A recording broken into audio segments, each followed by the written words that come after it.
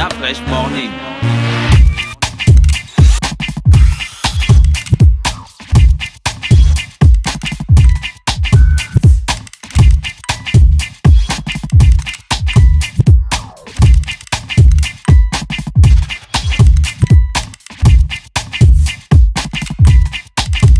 UrbanFM.fm. Le réveil matinal le plus haut de la capitale sur leur radio. Paul Kess est avec nous dans le studio il de veut me parler, 104.5 Urban FM, la station urbaine. Paul Kess, bonjour. Bonjour Didier. Comment tu vas? Ça va. Y a la forme? Très bien. Et les activités, ça marche? Ben écoute, on s'accroche, hein. On est obligé, hein. C'est la FIFPro, non? L'ANFPG. L'ANFPG, qui est affiliée à la FIFPro. Tout à fait. Comment va le football? Vous protégez le droit des footballeurs? Tout à fait. Il y a des footballeurs qui se font remplacer par les joueurs des quartiers, les enfants des quartiers. Mais je vois les que gars, vous avez des problèmes dans votre histoire là, le foot. Non, mais là on a atteint quand même, il faut le dire, au niveau surtout de l'organisation du championnat. Je pense qu'il faut pas laisser que de tels comportements, surtout des dirigeants de football, notamment les présidents de clubs de la Ligue nationale de football, avec justement le concours du syndicat, si je veux bien l'appeler comme ça, des clubs. Ouais. Qui est un puissant lobby aujourd'hui, qui intervient, qui dicte sa loi à la Ligue nationale de football et puis qui protège les présidents de clubs. Donc, sur l'actualité dont tu viens de parler, effectivement, il y a eu 4 forfaits et parmi les 4 forfaits, la journée qui a suivi, il y a eu encore des forfaits, notamment celui de POG FC, où des joueurs nous ont alerté effectivement qu'ils n'allaient pas reprendre le championnat parce que leur salaire n'avait pas été payé, leur prime de signature depuis le début du championnat n'avait pas été payée.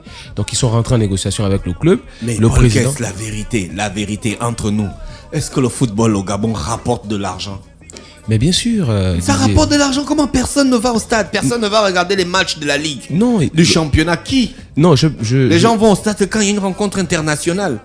Rapporter de l'argent, peut-être avoir des bénéfices pour un club, peut-être pas. Voilà. Parce qu'en fait, est-ce que les clubs fonctionnent comme des vraies entreprises? Non, mais c'est le problème qu'on a. Tu sais qu'on avait déjà débattu ici une fois. Ouais. C'est-à-dire que le modèle aujourd'hui des clubs, avec des présidents fondateurs à la tête de ces clubs, pose un problème. Pourquoi? Parce qu'effectivement, les gens ne viennent pas, ne s'intéressent pas, ne s'associent pas à des associations de football parce qu'effectivement, la personnalité des présidents pose un problème. Des gens comme moi ou toi peuvent bien évidemment s'intéresser à un club, mais si un président arrive et dit tu n'as pas le droit de parler ici, c'est mon club, tu vas partir. Mais c'est comme les supporters, c'est la même chose. Comment voudrais-tu que les supporters adhèrent à un projet où à la tête il y a quelqu'un qui est un mégalo, qui pense qu'à lui, qui ne veut même pas que la voix des supporters soit entendue? Mais les gens, qu'est-ce qu'ils font? Ils viennent en spectateur quand ils veulent. Or, le modèle qui est du professionnalisme, il faut d'abord dire que le professionnalisme est né de quoi? Le professionnalisme est né à l'époque, le football amateur prenait de l'essor dans les années des 30 glorieuses, où il était populaire et les industries se sont aperçues effectivement que les ouvriers qui, à un moment donné, s'ennuyaient avec leur famille, il fallait trouver justement des distractions ou quelque chose vers lequel on pouvait les occuper. Et puis ils ont réfléchi, se sont dit, mais si ce sport est tellement populaire, si à ce sport on crée un business. Donc les industries ont apporté de l'argent au football, donc c'est parti donc du football amateur au football professionnel.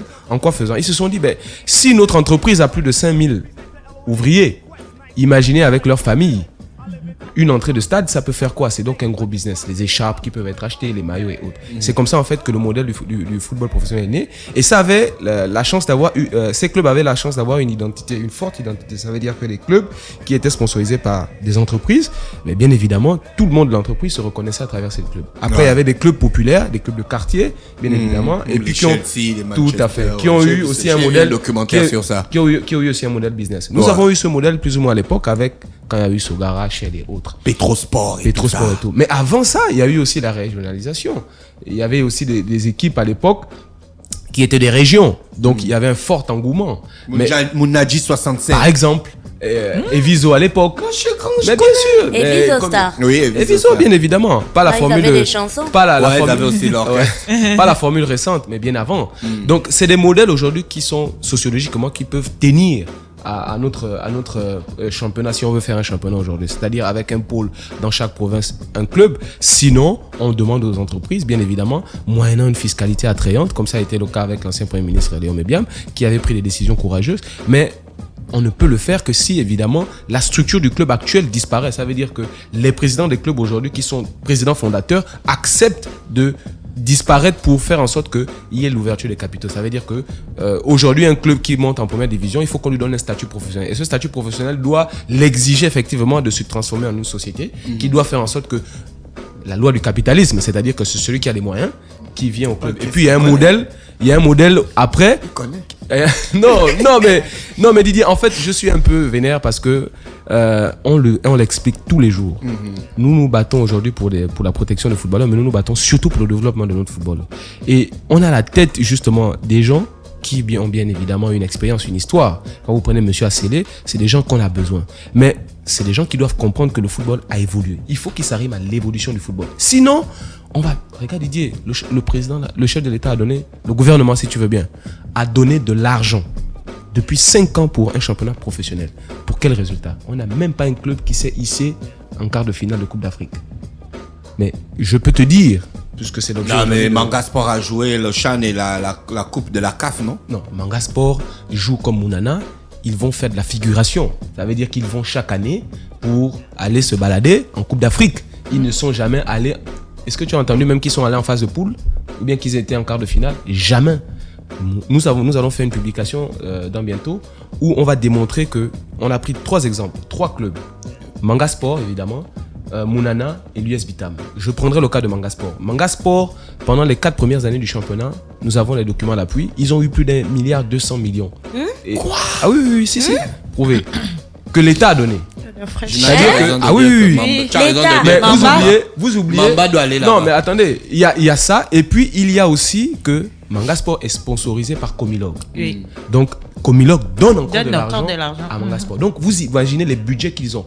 Moi, de mon point de vue, sur le modèle que je vous ai expliqué, Comilog étant une société aujourd'hui qui a des ouvriers, qui sponsorise un club, Manga Sport étant un club qui est dans une petite région, donc Mwanda, normalement, ça devait être le cas pilote aujourd'hui d'un club professionnel comme TP Mazembe. Je vois ce que tu veux dire. Tu vois un peu ce que je veux dire.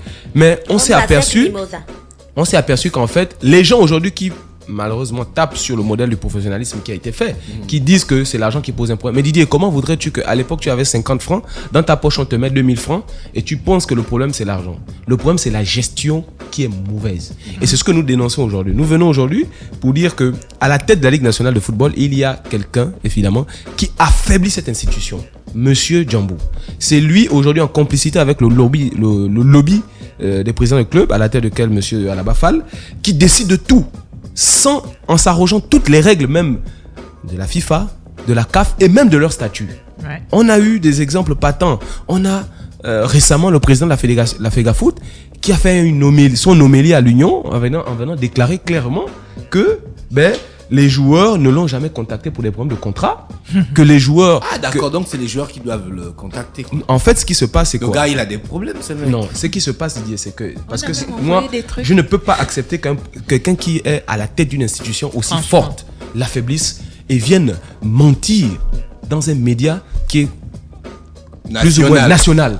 Monsieur Pierre-Alain, le président de la FEGAFOOT a affirmé de manière péremptoire que la fédération n'a pas encore été saisie pour abriter une plainte et que à rebours, elle entend les gens se plaindre à travers différents médias. De tels propos, franchement, excuse-moi Didier, là j'ai par exemple avec moi un constat d'huissier de justice. Je l'ai emmené. Sinon nous avons 7 courriers. Dans les 7 courriers, tu as les plaintes depuis 2 ans. Des joueurs qui se sont plaints. Nous avons demandé premièrement, nous avons fait une plainte par rapport au problème de contrat, au problème de rupture unilatérale de contrat, au problème de salaire. Nous avons écrit au président de la fédération à titre personnel pour que monsieur Pierre-Alain Mungengi puisse justement se saisir du dossier. Nous avons demandé l'ouverture de la chambre des résolutions litigieuses. Il faut que vous sachiez que la FIFA, dans ces résolutions, dans ces dispositions, exige à toutes les fédérations affiliées de pouvoir mettre en place ce qu'on appelle les chambres des résolutions de litige. Dans les statuts de la fédération, c'est ce qu'on appelle le TALF, le tribunal arbitrage, je pense, du sport, quelque chose comme ça là, qu'ils ont créé ici, qui règle les problèmes entre les clubs, les entraîneurs, les joueurs, tous les acteurs du football. Monsieur Pierre-Alain Mungengi ne veut pas la mettre en place. Et quand il passe à la télévision ou bien à l'Union, venir déclarer qu'il n'a jamais été saisi, vous imaginez le manque de respect qu'il a vis-à-vis des footballeurs, du travail que nous faisons depuis 2 ans. Mais c'est quand même un grossier mensonge. Mais j'ai envie de dire que ce grossier mensonge, il sert à qui? Au développement du football ou bien il sert à sa personne? Mais si tel est le cas, si les gens sont incapables de faire leur travail, qu'ils démissionnent. Parce que moi, je ne peux pas accepter aujourd'hui que notre football, on a eu récemment avec la CAN, Didier. J'ai été violé par le avec l'équipe nationale. moi je suis allé là-bas à la demande des joueurs, pas à la demande de l'administration, donc de la FEGAFOOT ou du ministère. Moi-même, en rentrant pour aller voir les joueurs, j'ai été freiné parce qu'ils sont bunkérisés par les policiers et les militaires. Pourtant, je suis ce que je suis. Mais on a failli arriver à des situations graves. Ce que je dis, c'est que la gestion aujourd'hui de l'équipe nationale, la gestion aujourd'hui de notre football doit amener aujourd'hui à des réformes graves. Nous avons réfléchi, nous pensons à ça tout le temps. Nous avons produit un document aujourd'hui que nous voudrons mettre à la disposition de nos autorités sur toutes les réformes à faire. Les réformes au niveau des clubs, les réformes au niveau des institutions, les réformes au niveau infrastructure, à tous les niveaux. Ce que nous allons appeler le collège, c'est comme un colloque en fait, du football, sur les bases du développement du football.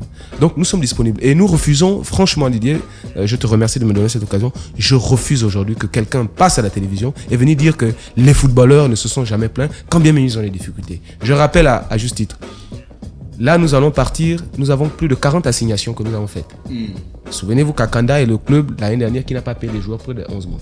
Oui. C'est le seul club qui a joué la Coupe d'Afrique sans avoir payé les joueurs. Or, il y a une réglementation qui s'appelle la licence club qui demande justement que tous les clubs puissent s'arrimer à certaines règles. C'est une nouvelle réglementation pour pouvoir jouer la Coupe d'Afrique. La Fédération gabonaise de football, qui est l'instance qui dirige le football, donc qui représente la CAF et la Fédération, a fait, si tu veux bien, à baisser les yeux ou bien à fermer les yeux et à laisser Akanda jouer. Seulement, nous avons une procédure qui est à la FIFA et cette procédure, les gens de la FIFA nous ont demandé de passer par toutes les voies locales, ce qui nous amène aujourd'hui au tribunal. Donc à partir de la semaine prochaine, tous les joueurs d'Akanda, la Ligue nationale de football, nous allons nous retrouver au tribunal pour qu'ils viennent expliquer pourquoi, de façon unilatérale, ils ont rompu les contrats, pourquoi ils n'ont pas payé les joueurs. Donc c'est un peu l'objet mais vous avez aussi des activités, la NFP. Tout à fait. Tu me donnes l'occasion d'en parler. Nous avions fait une étude récemment avec le concours de la FIFPro. Oui. Une étude qui s'est faite sur 181 pays. Cette étude a révélé, je vais m'arrêter sur certains indicateurs, que par exemple 70% des joueurs, des footballeurs en milieu professionnel sont analphabètes. Et cette étude a révélé aussi que 60% de ces footballeurs n'avaient pas de contrat. Et quand donc vous prenez les deux indicateurs, l'un, ils sont liés. Ça veut dire que si vous ne savez peut-être pas lire et écrire, donc vous ne pouvez pas. Si on te présente, voilà. C'est un peu un des problèmes que nous avons aujourd'hui dans le cas des litiges. Et donc, nous nous sommes dit, si justement vous êtes plus ou moins analphabète, la reconversion, elle est compliquée aussi. Ça veut dire que pour aller vous former, c'est compliqué. Nous avons donc contacté avec le concours de la FIFPro et le concours de l'UNFP en France, une structure dont je tairai le nom aujourd'hui, qui va nous aider, qui va accompagner. C'est une structure qui est spécialisée dans la reconversion des sportifs pendant qu'ils jouent, après, et qui s'occupe aussi de la réinsertion. Là, ils viendront en avril ici, c'est-à-dire qu'ils viendront voir un peu sur le terrain ce qui est possible de faire avec tout ce qui est école professionnelle, donc sur le plan local. Et puis, parce qu'il y a deux dimensions, il y a une dimension nationale et une dimension internationale. Ça veut dire que sur le plan local, les écoles, et puis, bien évidemment, tout le tissu industriel, les entreprises, tous les opérateurs économiques qui peuvent bien accepter justement ces footballeurs dans les formations. C'est-à-dire ils vont s'occuper des formations, mais aussi s'occuper de l'insertion.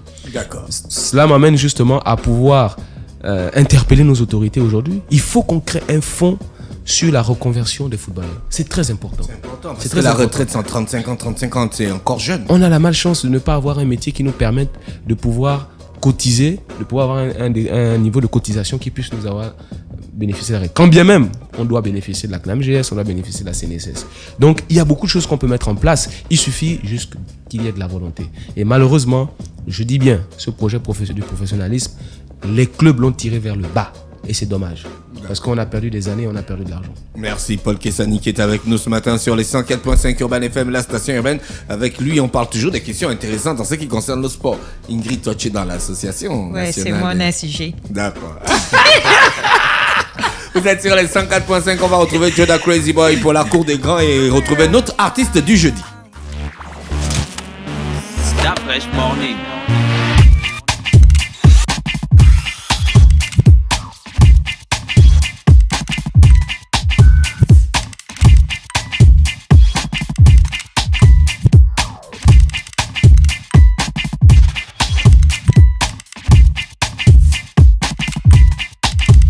UrbanFM.fm